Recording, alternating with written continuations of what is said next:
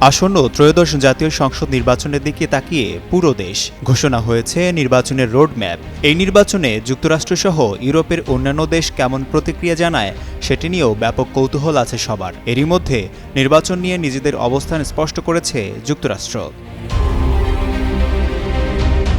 তারা জানিয়েছেন যুক্তরাষ্ট্র কোনো দলের পক্ষে নয়। বাংলাদেশে মার্কিন দূতাবাসের ভারপ্রাপ্ত রাষ্ট্রদূত ট্রেসি অ্যান্ড জ্যাকবসন বলেছেন, যুক্তরাষ্ট্র বাংলাদেশের আসন্ন সংসদ নির্বাচন অবাধ ও সুষ্ঠু চায়।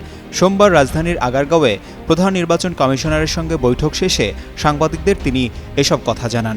তিনি বলেন, বাংলাদেশের আসন্ন নির্বাচন নিয়ে যুক্তরাষ্ট্রের সরকার কোনো রাজনৈতিক দল, ব্যক্তি বা নির্দিষ্ট ফলাফলের প্রতি সমর্থন জানায় না। To be very clear what the U.S. government position is.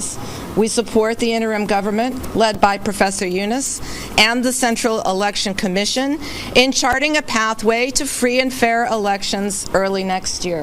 তিনি বলেন, অনেক গুজব ও ষড়যন্ত্র তত্ত্ব ঘুরে বেড়াচ্ছে, তাই আমি স্পষ্ট করতে চাই যুক্তরাষ্ট্র সরকারের অবস্থান কি। আমরা অধ্যাপক ইউনুসের নেতৃত্বাধীন অন্তর্বর্তী সরকার এবং নির্বাচন কমিশনের উদ্যোগকে সমর্থন করি, যাতে আগামী বছরের শুরুতে অবাধ ও সুষ্ঠু নির্বাচন অনুষ্ঠিত হতে পারে। যুক্তরাষ্ট্র সরকার কোনো রাজনৈতিক দলকে সমর্থন করে না, তবে তাদের লক্ষ্য ও অঙ্গীকার বুঝতে আমরা রাজনৈতিক দলের সঙ্গে সাক্ষাৎ করি। একইভাবে কোনো রাজনীতিককেও আমরা সমর্থন করি না, কিন্তু তাদের উদ্দেশ্য জানার জন্য তাদের সঙ্গে দেখা করি।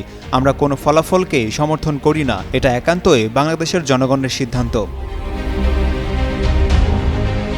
এ সময় সিএসির সঙ্গে বৈঠকে অন্যদের মধ্যে মার্কিন দূতাবাসের রাজনৈতিক প্রধান ডেভিড মো, রাজনৈতিক বিশেষজ্ঞ ফিরোজ আহমেদ উপস্থিত ছিলেন। গত বছরের ৫ আগস্টের রাজনৈতিক পট পরিবর্তনের পর এটি মার্কিন দূতাবাসের সঙ্গে সিএসির প্রথম বৈঠক।